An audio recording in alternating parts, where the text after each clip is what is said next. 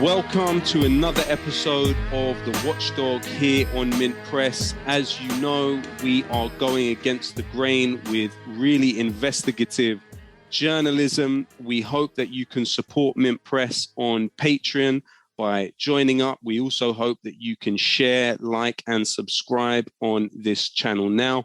Now, this week, we are joined by a fantastic journalist who I'm sure many of you will know. His new project, Multipolar, is now up and running. So please do support him there. We're joined this week by Ben Norton. Ben, thank you very much for joining us. It's a pleasure. I mean, it really is a pleasure being here. So thanks for having me. Thanks a lot. So to start with, you have recently put out a very widespread tweet, actually, regarding the latest events in Pakistan. Now, you said that Washington helped organize a campaign pressuring opposition lawmakers to oust Imran Khan with a no confidence vote. It's very similar to the US-backed soft coup in Brazil in 2016. We know that just a few days before this vote, General Bajwa, who led it from the Pakistani army, met with the US rep Zalmay Khalilzad. Now, everyone that followed the invasion of Iraq saw him mobilizing Zalmay Khalilzad before the occupation, but he's also been a very key figure in the US occupation and regime change in Afghanistan. Now, we know that Imran Khan has always opposed the NATO war in Afghanistan and stood against ever allowing his country to be used as a base to launch further horrific adventures against neighbors, whether they were in China, Iran, or in Afghanistan. Could you tell us a little bit about the latest events in Pakistan, please? Yeah, well, Kareem, you laid it out very well. Let's be clear that this US-backed coup in Pakistan is about Imran Khan's independent foreign policy. Imran Khan he was the democratically elected prime minister of Pakistan. He won the 2018 election and he was overthrown. Now, this is not, the 1973 style Pinochet coup. It wasn't a direct military coup. It was a kind of soft coup, a political coup or a judicial coup. But behind the scenes, the military in Pakistan was threatening Imran Khan. It was clear that the military basically had turned against him, and the chief of the army staff of the head of the Pakistani military gave comments just a few days before the coup publicly in which he was criticizing Russia and praising the West. And this was a clear message by the military that they were angry at Imran Khan over his foreign policy, specifically his growing alliance with Russia. So let's just really briefly lay it out here. You mentioned something really important, Kareem. Imran Khan, who is this guy? He was a former cricket athlete, a cricketer, and a major athlete. He was a team leader who won many awards and competitions. And he decided to get involved in politics. And when he first got involved in politics, before he even became an elected official, one of the first things he did was organize protests against the so-called war on terror. He was always very outspoken against the U.S. war in Afghanistan, the U.S. military occupation of Iraq, and other wars. And this earned him a very dismissive, ridiculous title. The Western media and his opponents in Pakistan referred to him as so-called Taliban Khan, which shows this kind of ridiculous, Islamophobic stereotype that he was a Taliban supporter and all this nonsense. The reality is that he was against the U.S. war and specifically against the drone war. Because let's not forget, Pakistan was drawn into the U.S. war, the NATO war in Afghanistan. And I say NATO because let's not forget that the 20-year U.S. war in Afghanistan was a joint U.S.-NATO military occupation. But anyway, the point is that while hundreds of thousands of Afghans died, there were also tens of thousands of Pakistanis who died in this war, largely in the tribal areas. I'm so sorry, Ben. The picture and the sound became a little bit mixed. It just dipped in and out a little bit there. If it's possible for you to just take it back to after you talk about him as an athlete, if you were able to just roughly. Yeah, for sure. Yeah. Thank you. So what's interesting about Imran Khan is after becoming a world-renowned athlete, he decided to enter politics. And before he even became an elected official in Pakistan, he made his name for organizing protests against the so-called war on terror. And the Pakistani military, which has long had very close ties to the United States, joined Washington in the so-called war on terror, carrying out drone strikes and other operations. And we need to understand that for Pakistan, the U.S. war and the NATO war in Afghanistan was also a war in Pakistan. Well, hundreds of thousands of Afghans died in this horrific war. There were also tens of thousands of Pakistanis who died. A lot of this violence crossed over into Pakistan in the tribal areas in the northern region of Pakistan. And by the way, when I said it was a U.S. NATO war, let's not forget that this war, this 20-year military occupation in Afghanistan, was not just waged by the United States, but also NATO and the Pakistani military. So Imran Khan made his name protesting against that, protesting against the drone strikes that resulted in thousands of Pakistanis being killed, many civilians, including, these horrific stories of Pakistanis who were at funerals or, who were at weddings and who were bombed in these drone attacks and killed. So Imran Khan made his name criticizing the war on terror. And then when he came to power in elections in 2018, he took a very independent foreign policy. First of all, Imran Khan is a strong supporter of Palestine. He refuses to normalize relations with apartheid Israel. And this is, of course, at a time when we saw with the so-called Abraham Accords, where the U.S. is pressuring these Gulf regimes, the Gulf monarchies like Bahrain, the UAE, and others, to normalize relations with apartheid Israel. And to his credit, Imran Khan has refused to do that. And he has continued expressing support for Palestine. He's also expressed opposition to the Indian occupation of Kashmir. And so that, of course, angered the US. But then he took it further. Pakistan is a very close ally of China. And in fact, China and Pakistan have a joint infrastructure project that is part of Beijing's global infrastructure project, the Belt and Road Initiative, and it's called the CPEC, the China-Pakistan Economic Corridor. And in addition to that, Pakistan is part of the Shanghai Cooperation Organization, which is a multilateral organization bringing together China and Russia and Pakistan and Iran. And also, interestingly, India is a member, even though India and Pakistan have a historical rivalry. And then furthermore, when Imran Khan came in, he tried to improve relations with Iran. And of course, this angered the US, this angered the Gulf monarchies, and it angered apartheid Israel. They all wanted Pakistan to have bad relations with Iran, but Imran Khan improved relations with Iran. And in fact, in 2020, Imran Khan, the Pakistani prime minister, called for the US to lift its illegal sanctions on Iran. And he said that this was immoral during the COVID pandemic, that Iranians were suffering and the US had to lift its sanctions. So all of these things, of course, angered the US. But the straw that broke the camel's back, the real issue that made the US help organize this campaign to overthrow Imran Khan, was his outreach to Russia. And we have to understand, historically, Pakistan and Russia have not had good relations. During the first Cold War, Pakistan was much more of a Western ally, and it had very antagonistic relations with the Soviet Union. And of course, in the 1980s, with the famous CIA war in Afghanistan, Pakistan helped the CIA support the Mujahideen against the Afghan socialist government backed by the Soviet Union. But under Imran Khan, he really did basically a 180 on Russia relations. And he was invited to the Beijing Olympics this February by China, which once again shows how close Imran Khan was to China. And then after that meeting, he had a meeting with Vladimir Putin, the Russian president, and Putin invited him to Moscow. And Imran Khan went to Moscow. He was actually in Moscow on February 24th, which he didn't know. I mean, the day he arrived, he didn't know this was the day that Russia initiated its military operation in Ukraine. So this put Imran Khan in a very difficult situation. And all these Western powers, they wrote this letter demanding that he condemn Russia.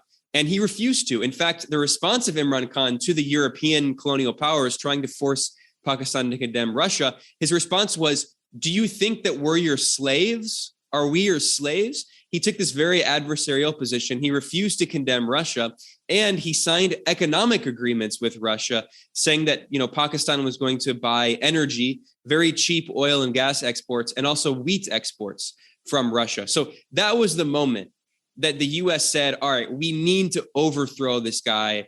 And what happened is that the U.S. Assistant Secretary of State for South and Central Asian Affairs, his name is Donald Liu, he pressured Pakistan. He sent a threatening letter to Pakistan telling the government that it cannot have good relations with the U.S. if Imran Khan remains in power, that if Pakistan wants to restart its relations with the U.S., it needs to remove Imran Khan from power. And we also have evidence of this because there is on March 2nd, there was a Senate hearing in which Donald Liu was testifying before the Senate. And he admitted that the U.S. State Department was pressuring Pakistan over its refusal to condemn Russia. And then this was, by the way, before the Pakistani parliament, the opposition forces introduced a no confidence motion. And we know that the U.S. government, the U.S. embassy behind the scenes, was whipping votes to try to get people to vote in the Pakistani National Assembly for this no confidence motion to impeach Imran Khan. And they succeeded in doing that. So, this is an incredible, blatant act of meddling by the U.S. government. Of course, anyone who knows the most basic history of the U.S. knows that the U.S. has organized coups and impeachments and color revolutions around the world for many decades. But this was pretty much done in broad daylight. And Imran Khan himself, he repeatedly said in his speeches, he said, the U.S. government has organized a conspiracy against me. He named the Assistant Secretary of State, Donald Liu. He named the people involved. There are photos of opposition lawmakers in Pakistan meeting with U.S. government officials, planning this operation. So I think what makes this unique is not necessarily that this is a coup. You mentioned that I pointed out that in 2016, there was a similar kind of political coup, a soft coup in Brazil, backed by the U.S. I think what's unique about this coup in Pakistan, though, is how blatantly it was done in broad daylight.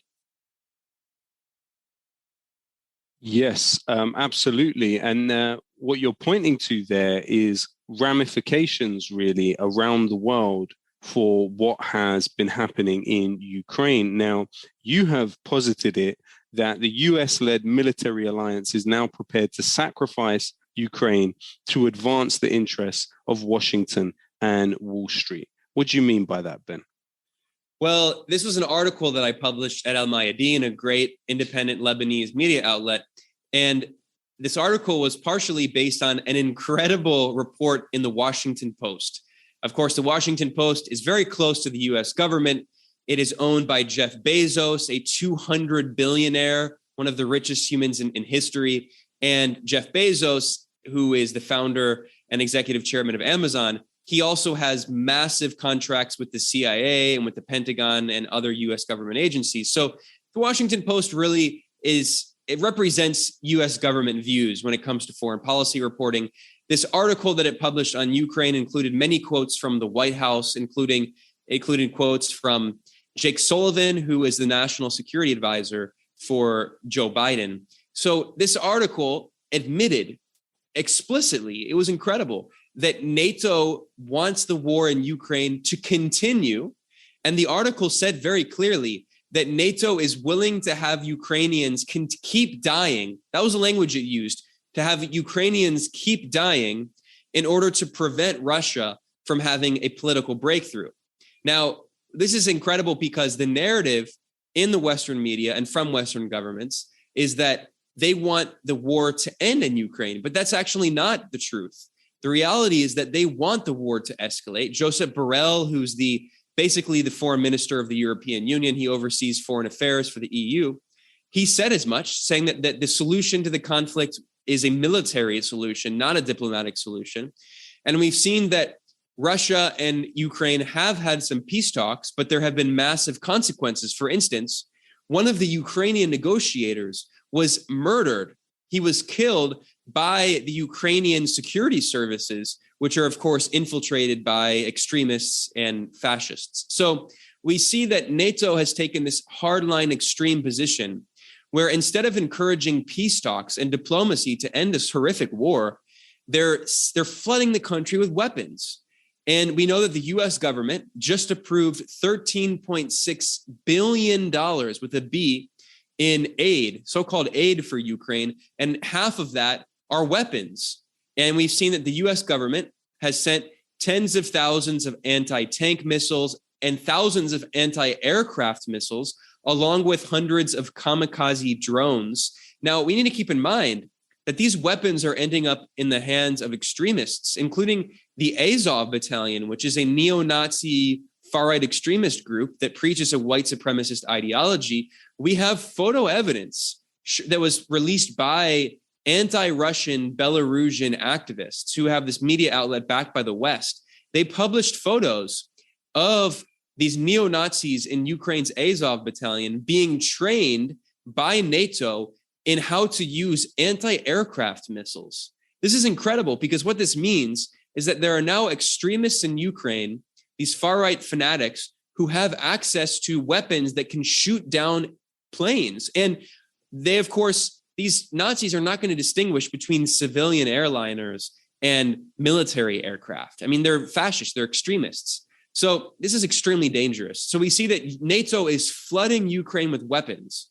And instead of encouraging dialogue, they're basically saying, we're going to fight until the last Ukrainian. And what is their goal? I mean, Joe Biden made it clear. He said it was a mistake when he said this in his speech, but we all know that it's the real goal. He said that the goal is to remove Vladimir Putin, to have regime change in the Kremlin. The US government's explicitly stated goal is overthrowing the government of Russia.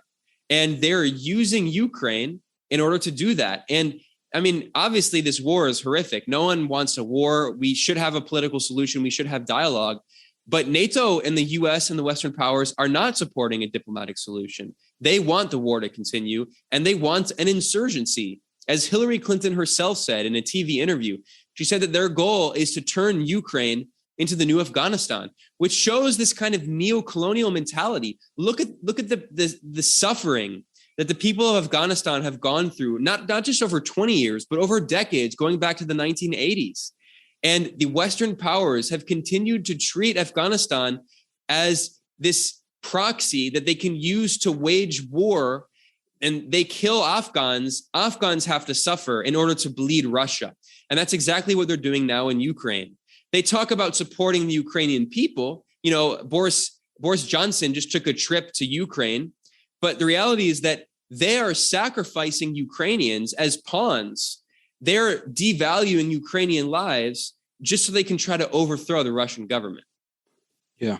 I mean, also, one of the things that you've pointed out, we know that from 1943 onwards, and Walter Rodney in his book, How Europe Underdeveloped Africa, looks at this in a quite interesting way, was the sort of lend-lease arrangement between Britain and the United States. So Britain, in order to pay back its loans from the US, basically gave the US access to raw materials from British colonies like tin and rubber in Malaya. We, of course, know that then led to the lowering of wages of workers in Malaya, which then led to the rebellion, which then led to the British quelling it in very brutal ways, chopping off people's heads and taking pictures with those heads. We, of course, know that other resources from Africa were also given to the United States by the British in order to pay back those loans.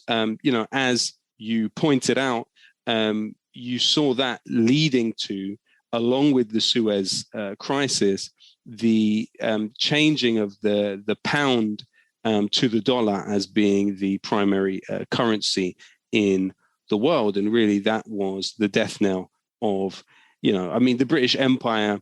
Arguably, it still has a lot of presence in the world. 1 in 10 soldiers in the British Army are actually foreign nationals. It's got over 100 bases around the world. It's obviously got a network of tax havens, which account for something like 30% of all tax losses for governments in the world. So, the British Empire is still alive and breathing in a kind of different form. But regardless, that move and that process was kind of the decline of the British Empire, we can say. So what is this this program that the US Senate has unanimously passed about Lend-Lease in Ukraine, and how is that a debt trap, would you say?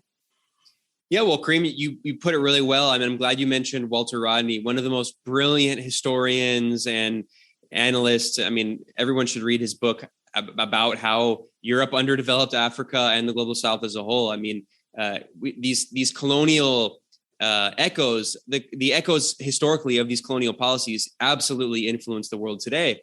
And you mentioned something important about how British colonialism and in general European colonialism would extract these natural resources from countries in the global South and then use that money to develop.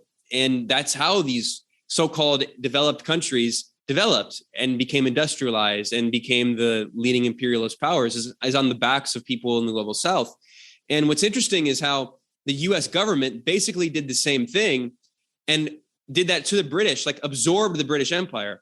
And I'm not saying that, you said it very well, that the British Empire is like a victim. Obviously not. I mean, the British still absolutely have imperialist policies around the world. I mean, let's not forget, the British still have a colony here in Latin America. I'm in Nicaragua, and here in Latin America, specifically right off the coast of Argentina, Britain still has a colony, which it calls the Falkland Islands, which are actually known as the Malvinas. I mean, right by Argentina, Britain still has this colony. That's incredible. So far from Britain.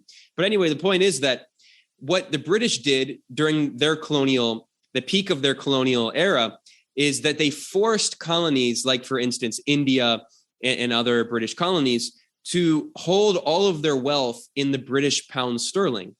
And what that meant is that, you can't spend British pounds in other countries, right? That's the only the currency used by Britain and the British Empire.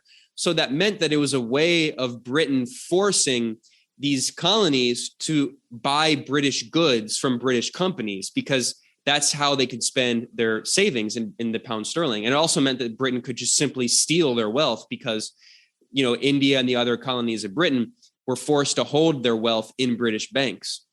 Now, what happened is that the US in World War II, it said to Britain, okay, we're going to help you in this war, and we're going to give you loans. And they did it through the Lend-Lease program. They also did it through the Anglo-American loan right at the end of World War II.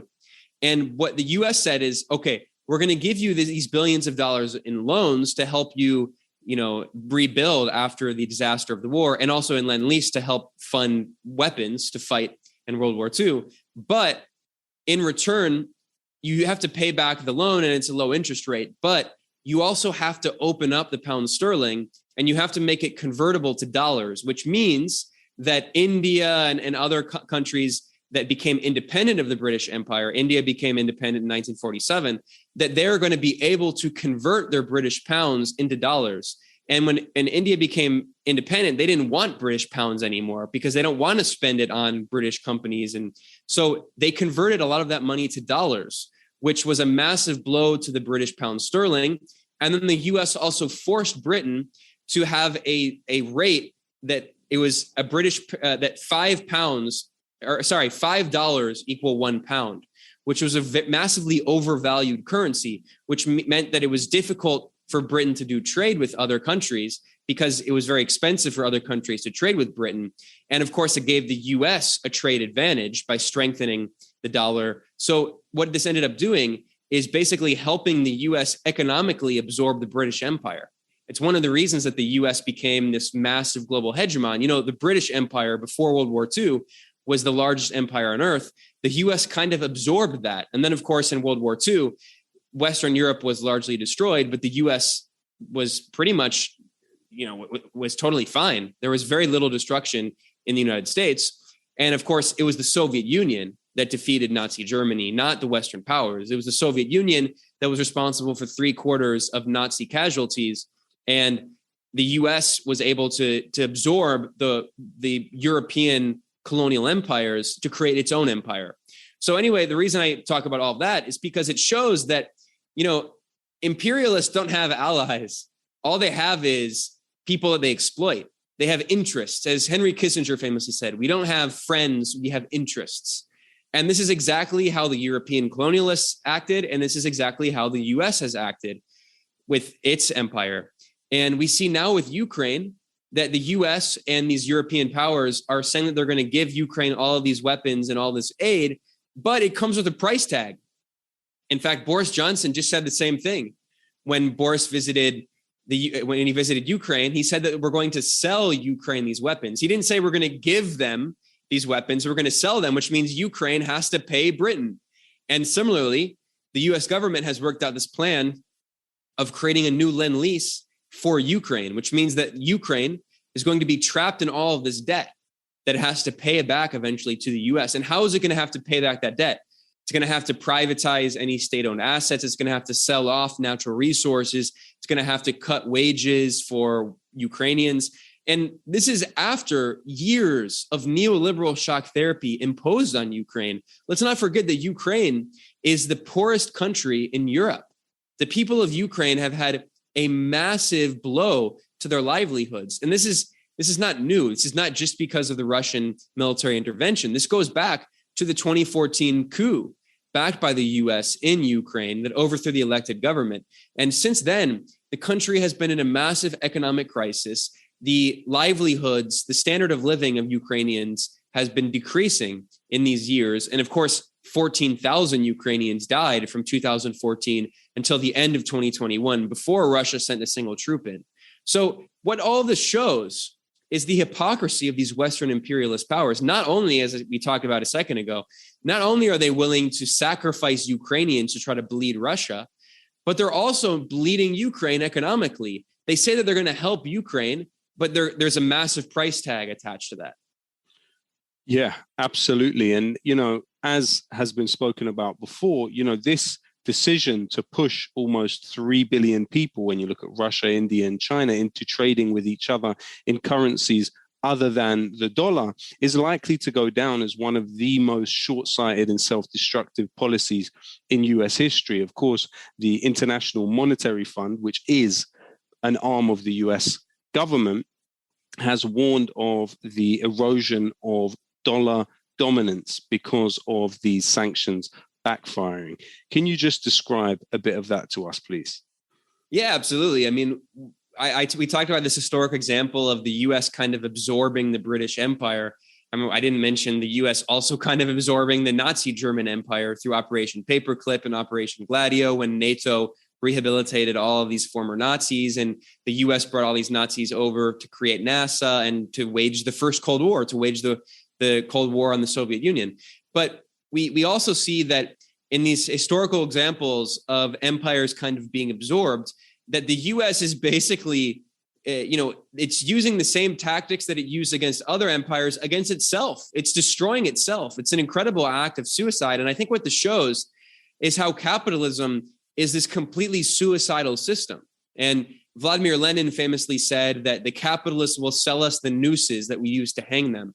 And that's exactly what the US is doing to itself. It's cannibalizing its own economy, not only through neoliberalism, privatizing everything, destroying any social safety net that existed in the US, privatizing welfare.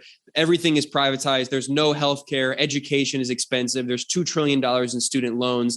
The main form of bankruptcy in the United States is medical debt. There's trillions of dollars of medical debt. I mean, in addition to capitalism cannibalizing US society with police brutality and mass incarceration and racism and all of this, we also see that the US empire is cannibalizing itself by overreach.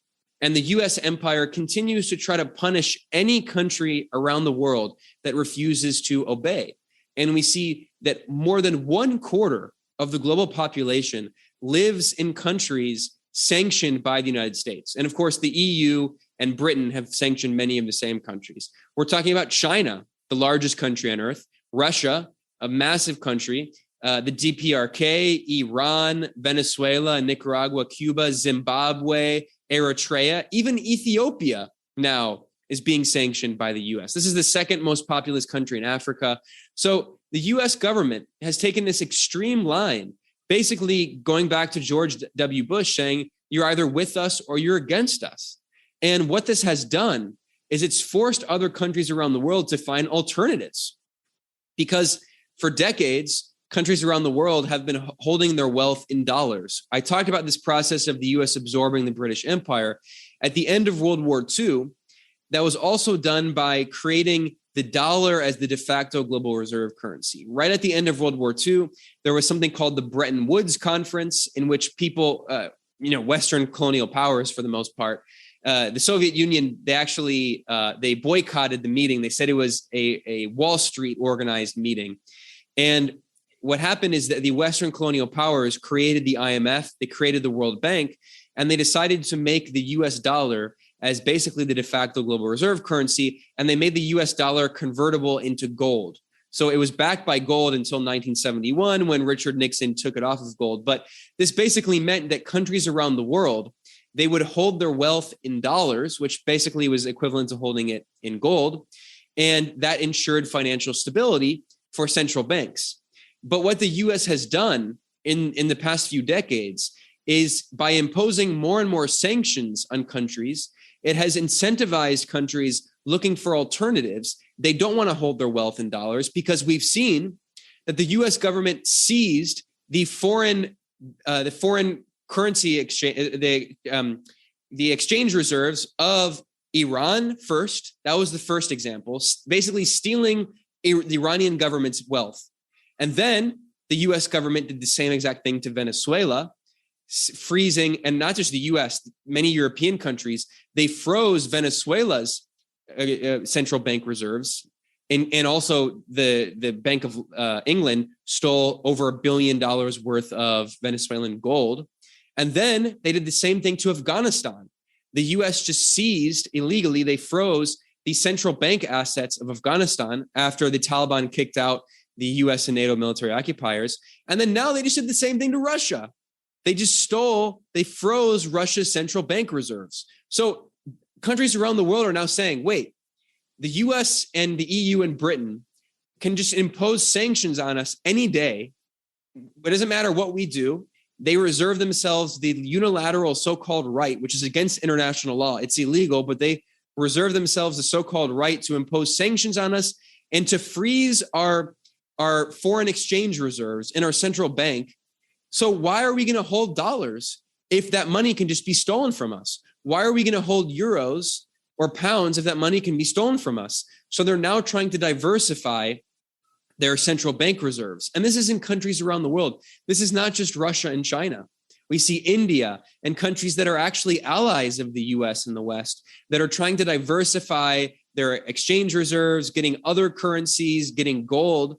And in addition to that, they're increasingly doing trade in other currencies. So we now see that the US and Europe have been pressuring India to try to sanction Russia over its military intervention in Ukraine.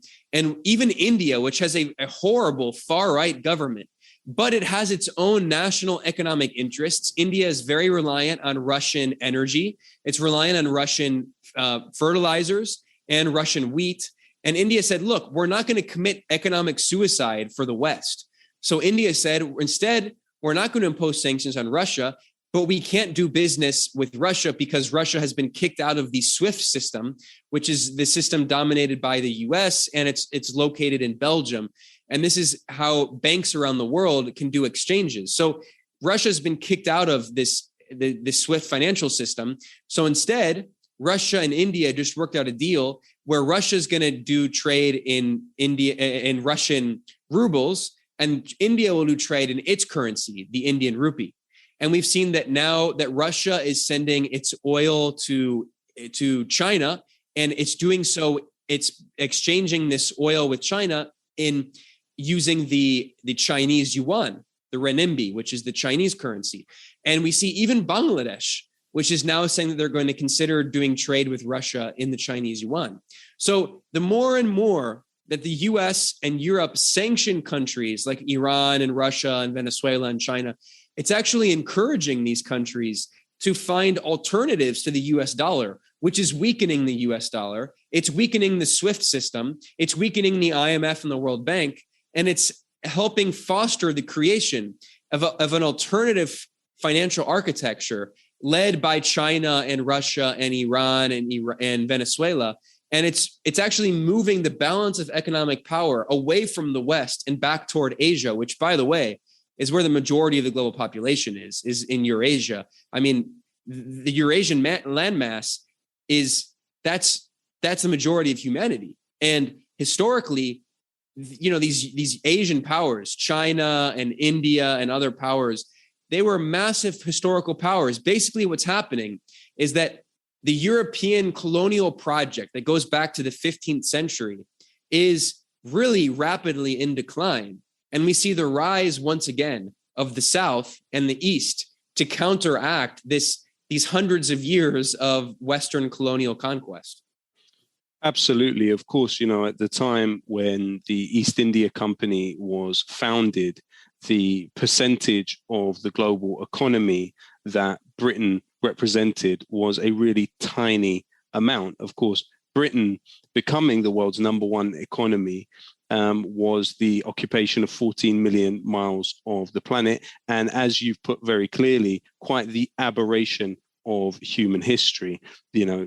India and China, prior to the industrialization of Britain and the deindustrialization and the de-development of China and India, which was necessitated by the British Empire, not really deindustrialization, but de-development, we could say. This was very much, that aberration of history. And we're now returning to what is essentially more of a natural equilibrium in the world. Ben, I'm so sorry to cut it short. I hope that we are able to do this again soon. Thank you so much for your sharp analysis, and we hope that you will join us here again. I also hope that all the viewers can check out Ben's work on his channel, also support him via Patreon and other means. Thank you so much for joining us today, Ben. Thank you, Kareem, and keep up the great work. Your show is one of my favorites, so I always love listening to your interviews. Thank you, Will. Thank you.